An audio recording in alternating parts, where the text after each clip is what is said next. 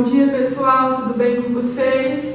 Então, continuando a nossa aula passada, a gente falou um pouquinho sobre os agentes internos que atuam no relevo. Então, essa aula agora a gente vai falar um pouquinho sobre os agentes externos, aqueles que atuam fora, na superfície, né? Não dentro da Terra, como a gente tinha visto anteriormente, ok? Então, a gente dividiu ele em duas maneiras principais, né? A gente tem o intemperismo, tá? Que causa a alteração dessa camada externa da Terra, e a gente tem a erosão, que vai causar o desgaste dessas camadas, ok? Para vocês acompanharem então esse conteúdo, entre a página 29 e a página 34 está explicado bem certinho. Assim que vocês terminarem de assistir a aula, verifiquem lá também que a apostila traz sempre mais detalhado, ok? Então vamos lá, vamos começar desse lado aqui, intemperismo. O intemperismo, então, nada mais é do que a alteração dessa rocha, desse solo que já existe, ok? Por quê? A gente tem três tipos de intemperismo, são três agentes que vão atuar de maneira diferente na alteração dessa rocha ou desse solo, tá? Então vamos falar sobre cada um deles. O primeiro, o intemperismo químico. Quando a gente fala de química, a gente está falando de composição, tá? Então, quando ocorre o intemperismo químico, eu estou falando de uma modificação química que ocorreu dentro dessa rocha, ok? Ela deixou de ter uma composição e passou a ter outra, tá? Então, olha lá, nada mais é do que o processo de decomposição dessa rocha, ou decomposição desses elementos químicos, ok? O principal fator que vai fazer esse processo de alteração é a água, ok? Ela consegue entrar em fissuras, em pequenas rachaduras, tanto de solo quanto de relevo, e causar todo esse processo de alteração. O segundo tipo de intemperismo é o intemperismo físico, ok? Ele é caracterizado principalmente pela questão do transporte ou pela questão do impacto. Acredito que vocês já foram em um rio e encontraram pedras no fundo desse rio e elas têm sempre aquele formato arredondado, correto? Por que aquelas pedras são daquele jeito? Porque elas sofreram um processo de transporte.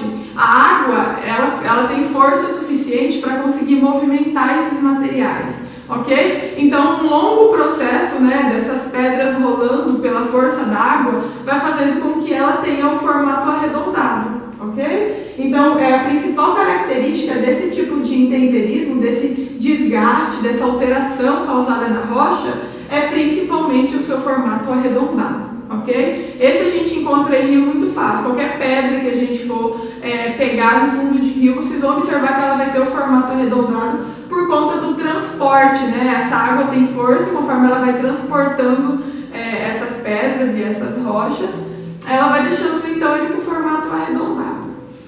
O terceiro e último, então, dentro do intemperismo, está relacionado ao intemperismo biológico, ok? O biológico está querendo falar um pouquinho sobre a ação dos seres vivos.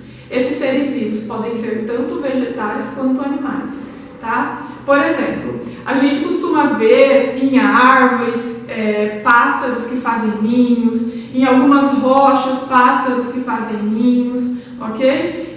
E esses buracos, né, causados principalmente em rocha, eles fazem com que a água da chuva, por exemplo, consiga penetrar dentro dessa rocha de uma maneira muito mais fácil, porque ela tem fissura, né, diferente de uma rocha toda compacta, tá? Então, outra coisa, em alguns locais, algumas rochas, por exemplo, a gente consegue ver que tem vegetações que conseguem crescer dentro dessa rocha, né? Você vai falar, nossa, mas nem tem terra e essa vegetação consegue se desenvolver, e realmente acontece, tá? Algumas rochas produzem alguns nutrientes necessários para essas plantas e elas costumam crescer literalmente em rochas, tá? Então essas raízes também, conforme vão adentrando dentro dessa rocha, elas vão fazendo fissuras, né, onde fica fácil, por exemplo, para uma água da chuva, né, conseguir penetrar e transformar, então fazer a alteração dessa rocha, tá? Então, de maneira geral, o intemperismo, só fazendo uma revisão zona, é dividido em três. Intemperismo químico, né, também é causado pela água, mas ele vai mudar a composição química dessa rocha. O intemperismo físico vai causar principalmente uma mudança na sua forma, né, principalmente relacionado à questão do transporte e à questão dos impactos que esse material vai sofrer. E o intemperismo biológico que está relacionado aos seres vivos, que seriam então plantas e animais, que ajudam ao processo de alteração dessa rocha, conciliado também com a água que, né, eles vão fazer fissuras e essa água vai conseguir penetrar dentro dessas fissuras e fazer algumas alterações. Beleza, falamos então do processo de intemperismo e agora vamos falar um pouquinho do processo de erosão, tá? O processo de erosão é bem parecido com o processo de intemperismo, até eu coloquei os nomes aqui em cima para vocês entenderem de maneira mais fácil. Sempre quando a gente vai falar de intemperismo, eu estou falando de alteração, eu estou mudando, ok? Sempre quando eu falo de erosão, eu estou falando de desgaste, eu estou falando de alguma coisa que por algum motivo está se decompondo, está se desgastando, ok? Dentro da erosão, a gente tem 5 elementos principais que vão causar esse tipo de desgaste, ok?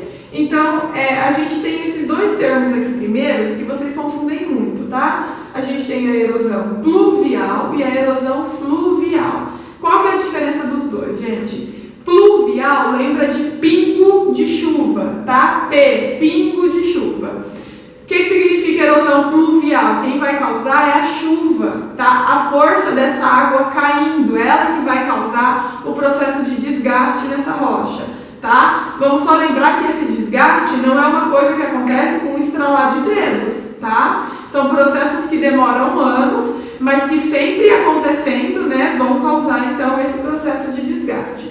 Então, pluvial vem de pingo de chuva, ok? Então, é a erosão causada pela força dessa água que cai em sentido vertical, ok? Já a erosão fluvial, eu estou falando de água dos rios, tá? Então, já é uma erosão causada no sentido horizontal, ok? Por exemplo, a gente consegue observar que em diversos rios fazem curvas, correto? Essas curvas nada mais são do que processos de erosão que o rio mesmo causou, tá? Porque ele tem força, porque ele tem a movimentação dessa água, principalmente em rios de planalto, que são rios de corredeira, tá? Ele vai fazendo todo esse ondulamento, né, nas margens do rio por conta do processo de desgaste das laterais pela força da água.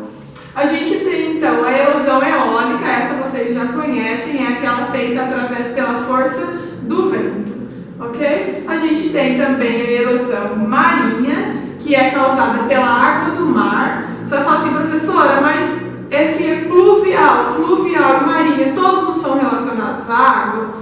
Todos são relacionados à água, só que a gente tem características de cada um deles, né? A erosão pluvial, como eu falei para vocês, cai no sentido vertical. A fluvial faz erosão no sentido horizontal. E a marinha faz erosão em que sentido? Ela tem a parte de onda dela, né? Mas o fator relacionado principalmente à erosão marinha é a questão da salinidade dessas águas. O sal que tem no mar também é extremamente desgastante, ok? Então a erosão marinha está relacionada também à questão de salinidade dessa água desse mar. E por último a gente tem, um pouco menos constante, a erosão glacial, certo? O que seria a erosão glacial? Nada mais é do que aqueles blocos de gelos que se deslocam, né, principalmente em período de degelo ou em períodos mais quentes do ano, ou até por conta do aquecimento global, estão num processo mais frequente de ocorrer, e por onde eles passam, eles vão fazendo esse desgaste, porque são pesados, correto? Esses blocos, por exemplo, quando caem de cima de uma montanha, por exemplo, né? Por onde eles passam, eles vão limpando o terreno, também são causadores do processo de erosão, de desgaste dessa rocha. Beleza? Então essa foi a aula de hoje, então, sobre os agentes externos do relevo.